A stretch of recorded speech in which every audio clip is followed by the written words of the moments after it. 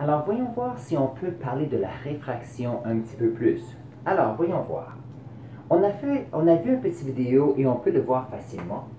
Si nous avons une pièce de monnaie ici, dans le fond de notre verre, et qu'il y a une personne qui regarde ici, l'information qui vient de notre pièce est invisible à l'œil. Ça veut dire que s'il y a des rayons de ce point-ci, l'œil ne reçoit jamais cette information, donc la pièce est invisible. Par contre, si nous avons ajouté de l'eau ici, et que nous avons une personne qui regarde là, voyons voir comment les rayons peuvent être un peu différents. Alors, si moi, j'ai ici une information qui vient de la lumière qui vient de ce point, et que il y a ici un rayon, ce qui est intéressant, c'est que ici, c'est mon point de référence. J'ai ma normale ici, et donc, puisqu'on passe de l'eau à l'air, la vitesse de la lumière va accélérer, et qu'est-ce qui va arriver? Il y aura un changement de direction de la lumière qui s'éloigne de la normale. Alors, qu'est-ce qui va arriver? C'est que ici, la pièce qui est dans le fond aura une réfraction à ce point-ci, et l'œil va pouvoir voir cette pièce. Alors, si on a l'information qui vient ici, et un peu bloquée, donc d'une certaine façon, l'œil va pouvoir voir que dans le fond de ce contenant, il y a maintenant une pièce. Donc ça, c'est intéressant. Ici, si j'ai un contenant, il y a une bille et que j'ai 3 niveaux différents. Donc, j'ai fait quelques tests. Si on prend le glycérol ici, donc on va prendre de l'eau qui sera 2 et l'huile végétale qui sera 3. À cause de la densité, le glycérol sera en bas. Donc ici, on aura N1.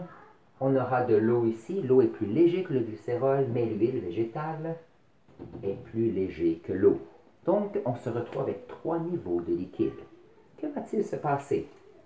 Si nous avons ici notre bille et un rayon bas comme ceci, on a notre nouveau point de référence et on a ici notre normale. Puisque ici, on change de milieu, ici, on a un indice de réfraction qui est plus petit, ça veut dire que la vitesse est plus rapide. On aura ici un rayon qui va s'éloigner de la normale.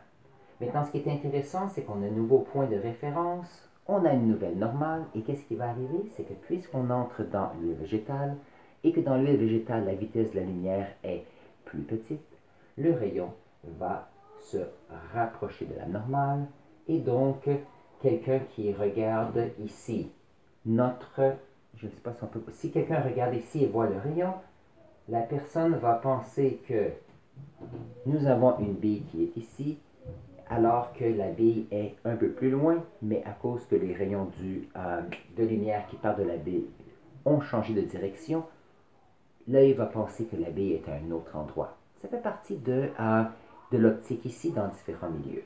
Voyons voir un autre exemple.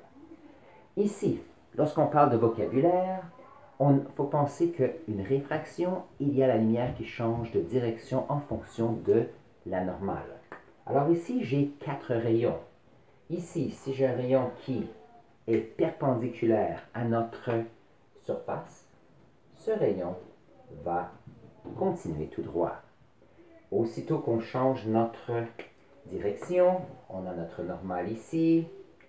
Alors ici, on a par exemple de l'eau et on a de l'air ici. Alors qu'est-ce qui va arriver? C'est que de l'eau à l'air, on a une augmentation de la vitesse. Donc notre rayon va s'éloigner de la normale. Maintenant, il arrive que lorsqu'on arrive à un angle spécifique, cet angle, on l'appelle ici un angle critique. Lorsqu'un angle critique, nous avons un rayon qui arrive ici et la réfraction, va être le long de ce contact ici entre les deux. Donc, il n'y aura pas de réfraction et il n'y aura pas de... le rayon va comme disparaître. Maintenant, l'angle qui est ici devient un angle, je peux mettre un angle petit c, et le mot c'est un angle critique. Très bien.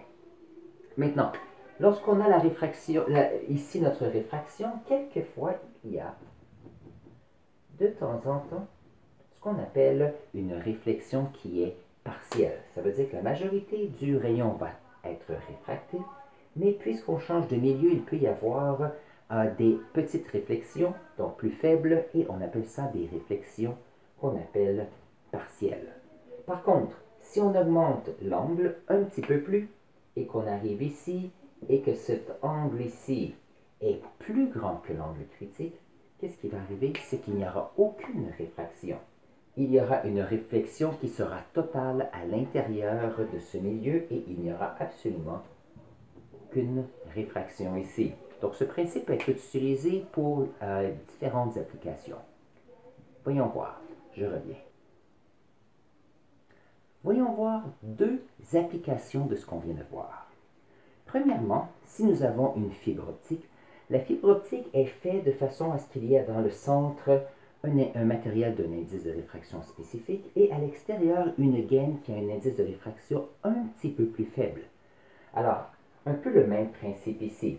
On a un indice de réfraction qui est où la vitesse de la lumière est plus lente ici et plus rapide. Dans notre fibre optique, qu'est-ce qui arrive? C'est que lorsqu'on a un rayon qui arrive ici, il y a des réflexions qu'on appelle totales internes. C'est que la lumière va être réfléchie à l'intérieur de celui-ci. Et la beauté de cela, c'est que si on a plusieurs types de longueur d'onde de lumière, la fibre optique nous permet de pouvoir avoir, continuons ici, d'avoir plusieurs informations qui peuvent traverser ce fil qu'on appelle la fibre optique. Et la beauté ici, c'est qu'il n'y a pas de perte de chaleur et on peut avoir une vitesse beaucoup plus grande. Beaucoup plus grande, surtout avec les fils électriques dans lesquels on a les électrons qui bougent. Et s'il y a des électrons et des atomes de métal, par exemple de cuivre ou d'aluminium, il y a des collisions et donc le fil a tendance à chauffer. Lorsqu'un fil chauffe, l'efficacité de ses conducteurs diminue. Alors la fibre optique est excellente pour transporter les informations et peut transporter encore plus d'informations que ces fils électriques. Un autre exemple, c'est les jumelles. Donc, ça ici, on appelle ça des jumelles. Que fait-on avec les jumelles? C'est que si on veut regarder les oiseaux et qu'on voit, alors il y a un petit oiseau qui est plus loin, il y a de l'information qui arrive à l'intérieur de nos jumelles. Et ce qui est intéressant, c'est qu'on utilise des prismes dans lesquels on a des réflexions totales. Voyons voir. Lorsque notre rayon arrive ici, on a une réflexion totale. Ici, il y a une autre réflexion totale. Et nous avons le rayon qui va ici et nous avons les yeux de la personne qui observe. Ici, nous avons notre rayon qui arrive à ce prisme. Réflexion totale interne, réflexion totale interne. Et nous avons ici l'information. Nous mettons des lentilles ici de façon à ce que l'on puisse centrer un peu nos rayons et donc on peut rapprocher. On prend beaucoup d'informations lumineuses et on a ici des informations qui sont plus rapprochées et plus petites de façon que l'on puisse voir à longue distance. On se retrouve avec des mots de vocabulaire. Voyons voir si vous pouvez les placer à la bonne place. On a vu qu'il y a des réflexions partielles, des réflexions totales. On a aussi la réfraction. On a parlé de fibre optique, dans lequel il y a la réflexion interne totale. Et on a parlé d'angle critique. Tous des mots importants qui vont revenir, surtout si on parle d'optique. Sur ce, passez une belle journée.